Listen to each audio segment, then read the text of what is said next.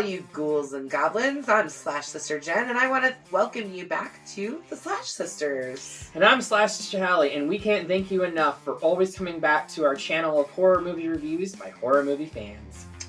Today we are going to take a little walk into the second installment of a franchise so big that it spans nearly 30 years, from 84 to 2010, technically. 2009. Or was the remake in 2010? Yeah. So, I get it confused with Friday because they both came out a year apart. Yep.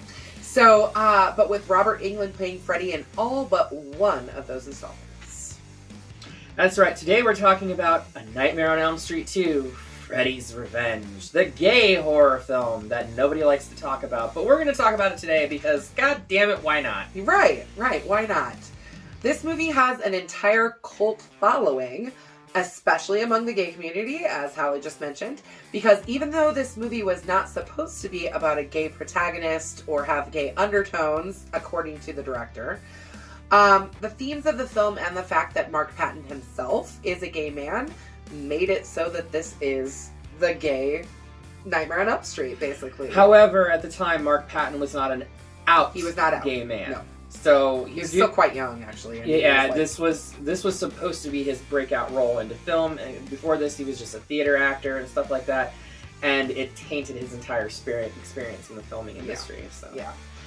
In fact, there is an entire documentary about all of that, his struggles with it, and coping with it, and dealing with it, and even talking to the director of this film. Yeah. Called Scream Queen.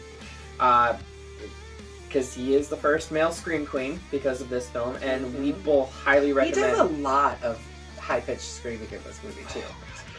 and that's one of the things that the director always said is I never told him once to scream like a girl. He did that on his own. It's horror. Yeah. You're supposed to scream in horror. Yeah. And you cast a male protagonist against Freddy, who is known as a child rapist and murderer. Yeah. Yeah, it makes no sense. But if you guys get a chance, go check out that Scream Queen documentary. I think it's on Shudder. I know that for sure, but I think it's on AMC Plus as well, and Amazon. I think you can watch it for free on Vudu too. Okay, awesome. So definitely go check that out if you can. Yeah, it's a good one. As we talk many a times about liking horror documentaries, this was one that I was very engaged with and felt like it was a really, really interesting story and really fun to hear the whole behind-the-scenes stuff in this film. In that documentary, there's a spot where it's a theater and they're showing films and stuff like that. And they have a drag queen dressed as a Freddy, and she's on stage and she's talking about, this is the gayest film we've ever shown here, and last week we showed Xanadu. So yes, this very gay. This film is pretty queer. So why don't we go ahead and slash our way into this iconic horror sequel? Okay. This film, while set 5 years after the event of Nightmare on Elm Street, actually takes place only a year later in theatrical terms. In actual real time. Right, because Nightmare on Elm Street came out in 84, this came out in 85. So 5 years after Freddy's apparent defeat from Nancy Thompson, the Walshes have moved into Nancy's old house. And I can't remember his name. Jesse. Jesse is sleeping and living in Nancy's old room. Of course. Their teenage son, Jesse, the Walsh's teenage son, Jesse, has a nightmare about being stalked by Freddy Krueger, who is driving a school bus, who drives off into the desert and gives us this really interesting and visually incredible scene where they have a bus floating on a pile of rocks, basically, and it's definitely a surreal scene, and it's something that I think a lot of people have had fears of and nightmares. Oh, for sure. That fear of what happens, hanging off of a cliff. Yeah, no. Yeah. He wakes up and attributes the dream to unusual heat in his bedroom. Heat. How did Freddy die again? Jesse goes to school the next morning with his friend Lisa, whom he is interested in romantically, but is way too shy to flirt with her. That's because he's gay.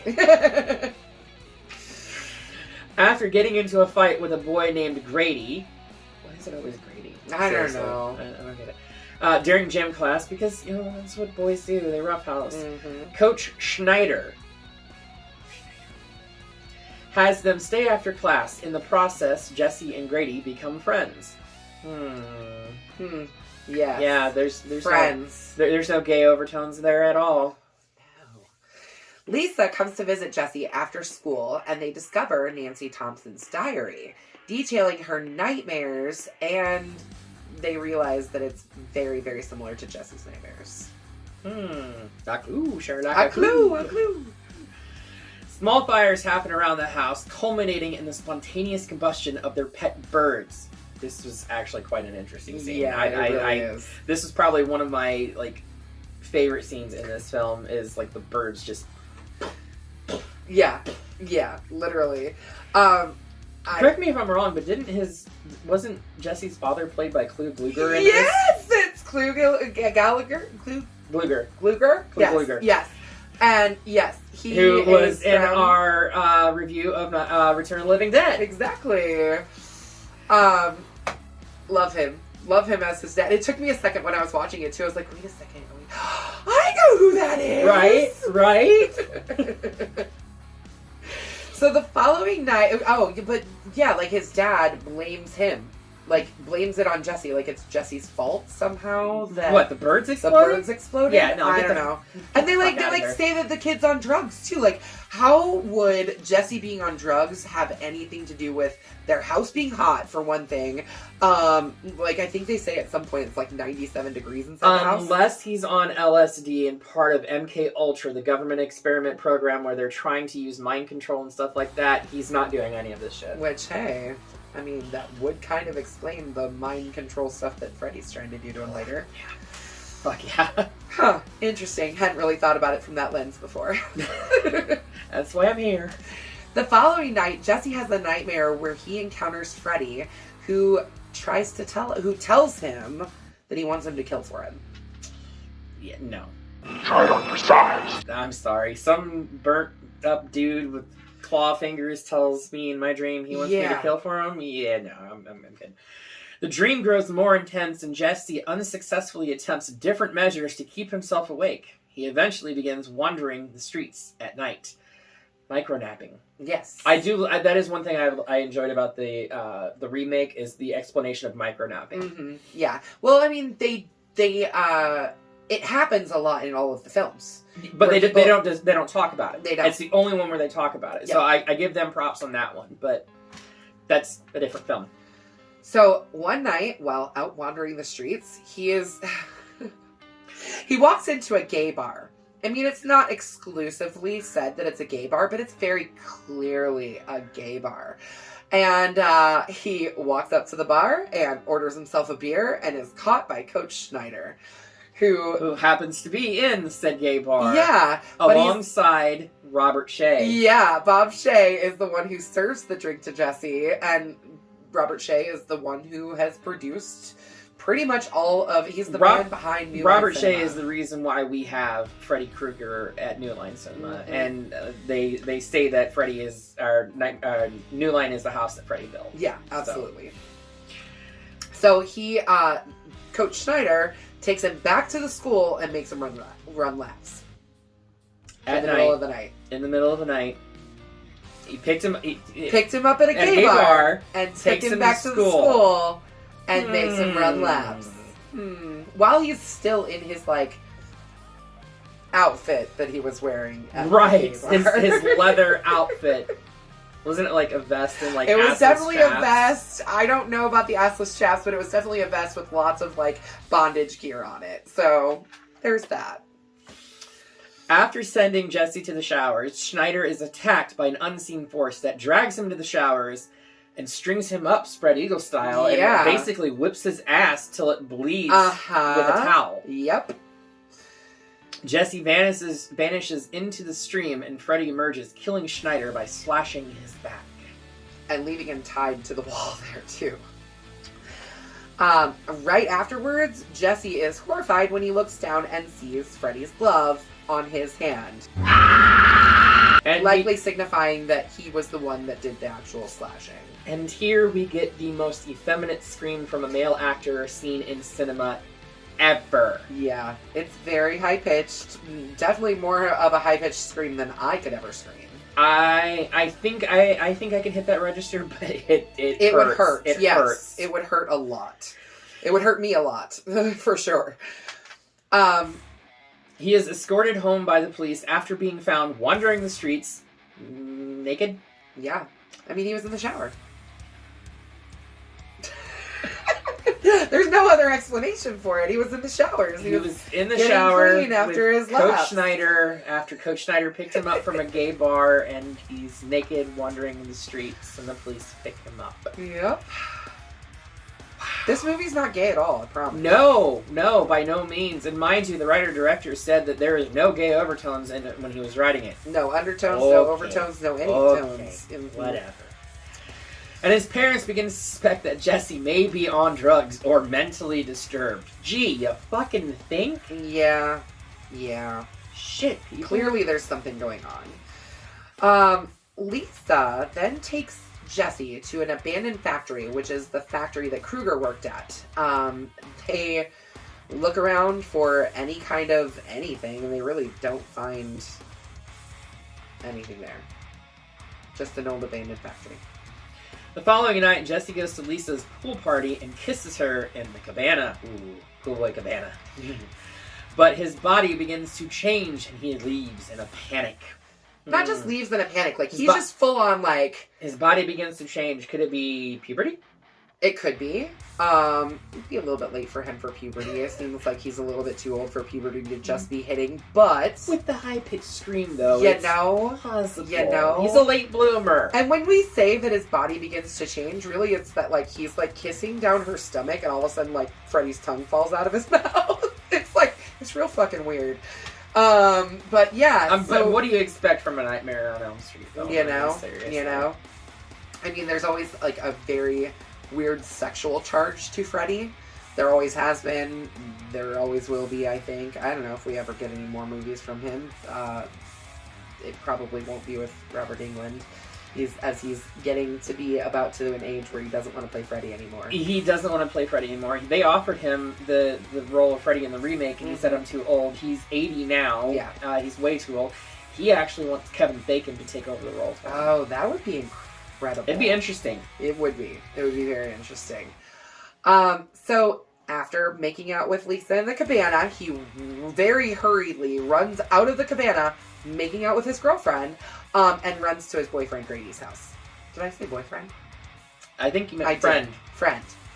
Grady's house. But Grady actually says something. Something is trying to get inside my body. Yeah, and she's female and she's waiting for you in the cabana. And you want to sleep with me. What he meant was to sleep in the same room with him, but it's very clearly like, you came here to sleep with me instead of being with your girl. Yeah, anyways. There's no gay overtones, undertones to this whatsoever. No, not at all. While he's at Grady's house, he confesses to killing Schneider and instructs Grady to watch him as he sleeps and stop him if he tries to leave. When Grady does eventually fall asleep, Freddy emerges from Jesse's body in one of the most fucked up scenes ever. Like, this is where the claws literally grow out of his fingers, so he no longer has a glove. Jesse basically, like... Well, it's not the fact that the claws grow out of his finger, it's the fact that Freddy is pushing the claws through his fingertips. Correct. And you can actually, like, they show him screaming, and you can see Freddy's eye in his throat. Mouth, yeah. Which was so trippy to see, like, behind the scenes of how they did that. Yeah, for sure. Like, how they had, like, a cutout of Jesse, like, up against the wall, and had Robert Englund behind, like, looking through and everything, like a peephole. Yeah, it was so weird. Interesting. Very interesting. Anyway, Freddy emerges from Jesse's body and kills Grady. Oh no, his boyfriend's dead. No. Freddy then changes back to Jesse. Wait, what? Yeah, he just interchanges back and forth very easily at this point. Who finds himself looking at Freddy's laughing reflection in Grady's mirror. He flees before Grady's parents enter the room. Probably a wise choice. Yeah. Although you just make yourself look way more incriminating that way. You think? So he actually flees and returns to Lisa's house. So after he's killed his boyfriend, he goes back to his girlfriend's house. Yeah, and he walks in, and he's still friend. it's like he runs from Grady's house. I don't know how far Grady's house is from Lisa's house, but he's still got lots of fresh blood on his hands when he walks in the door. And he's dripping with sweat. Yes, dripping in sweat, blood dripping from his hands. I mean, it was like red blood. But he gets back to her house, and he tells her what's going on, and Lisa realizes that Jesse's terror is giving Freddy the strength to take over. But he cannot stop fearing him because it's like this weird balance of power within his body. And he transforms back into Freddy again. If only he had that drug that they introduced in the next film, Hypnocell. Hypnocell? Mm-hmm. Wouldn't that be great? Freddy locks Lisa's parents in their bedroom and attacks Lisa. He can't fight me. I'm here. But realizes he cannot harm her due to Jesse's influence, meaning he hasn't scared the fuck out of Jesse enough to take over fully. Exactly. So he is technically taken over as Freddy. I'm Jesse now. As his body, but Jesse can still control him at least at this point. On some minor subconscious level. Yes, right. At least enough to make sure that he doesn't hurt Lisa. At this point, Freddy goes outside to the pool party, where he begins to slaughter the partygoers, which makes absolutely no fucking sense. But we do get one of the greatest lines in the franchise, and that is, "You are all my children now." But still, if there's anything that I will say for all of the Nightmare on Elm Street movies, the consistency, at least with the Robert Englund ones, not the 2010 remake, is that he has funny line after funny line after funny line. Well, they progressively get funnier. They do. The first one wasn't as a lot funny. more garish and ridiculous towards the end, but welcome to prime time, bitch. But that's only in the third one, and I think that's probably my favorite line out of all of I think the third lines. one's probably my favorite one. The third one is my favorite one. Besides the first one. Yes. Lisa drives to the factory, facing sudden nightmares and having to control her fear before confronting Freddy. So she goes to the place where he was murdered. Yes. Brilliant. Mm-hmm. She pleads with Jesse to fight Freddy, but Freddy's hold is way too strong over him. But she's begging for Jesse to try and fight Freddy, basically. Right. When Lisa confesses her love for Jesse and kisses Freddy, I mean, would you want to kiss that face right there? No, I don't fucking think so. I sure don't want to. No. Jesse begins to fight back. Freddy combusts and turns to ash. Well, actually, I mean, she kind of starts down talking him, and he ignites everything in the warehouse. Everything turns starts catching fire, except for Lisa. The only thing that doesn't catch on fire is the bars that are around her, but all of the bars around Freddy ignite him on fire. Which turns Freddy to ash, from which Jesse emerges, like a phoenix rising from the ashes. Yeah. I mean, he crunches out of the damn thing. It's pretty freaking hilarious. Either way, that's basically how she frees Jesse from Freddy. Freddy dies by fire again, and Jesse emerges out of Freddy's ashes. We flash to literally, I guess it's supposed to be a little bit later. I think at least a few days later. Jesse still has bandages on his arms and stuff. So it's at least a few days later, if not maybe a week or two. Jesse, Lisa, and Lisa's friend Carrie are on the school bus again, and they begin to notice a lot of similarities to the original Nightmare, and he starts to panic. He really starts to panic. Oh, it's like a circle. It's like a circle. After Lisa calms Jesse down, Carrie says that it's all over just before Freddy's clawed arm bursts through her chest. And cut to black. No, not really a cut to black. First, we're going to ride out into we get Freddy's laugh, and the bus goes straight out into the desert, just like in the very beginning. That's alright. And then we can fade to black. Then it cuts to black, and the film ends much the way it began, very abruptly and very stupidly. Yeah. This movie, especially at the very end, I feel like it moves at a snail's pace. At least once they get to the warehouse, the factory where Freddy was at. I feel like they were fighting to get to that hour and 26 minutes. Yeah, it just seemed like there was a lot of filler that they had to put in to get there, and it didn't make a lot of sense. But then again, the film itself doesn't make a lot of sense to me in the first place, because it changes, alters, and we've talked about this recently, how sequels will alter the events of previous films to make a sequel. Mm-hmm. But it alters the events of the end of A Nightmare on Elm Street, where the Thompson family, at least Nancy and her mom, are still living in the same house. Mm-hmm. So, although Nancy's mom does get pulled through the no, a blow-up doll. That's a dream. A blow-up doll gets pulled through the window, not Nancy's mom. We're made to believe that it's Nancy's mom, but my God, that's it's a whole a blatant movie. We talked about that. We talked about that the first time when we reviewed the first one. Hallie, what are your thoughts on this film? Do you give it a bloody machete up or a bloody machete down? What are your thoughts?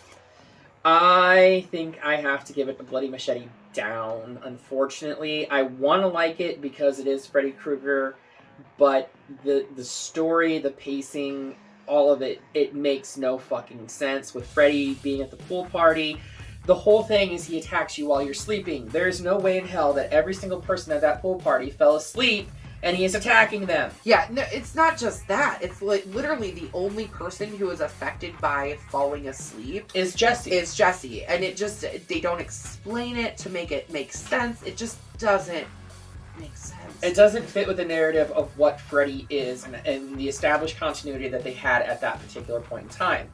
Yeah. I mean, obviously continuity changes as movies progress. I get that, but this is the next year, and it's supposed to be a direct sequel. Yeah. No, I'm sorry. It's a bloody machete down. It's going to be a bloody machete down for me too. This is my least favorite of, well, aside from maybe the 2010 remake, which I thought was just pointless. There was no reason to remake the original. The 2010 remake was better than this.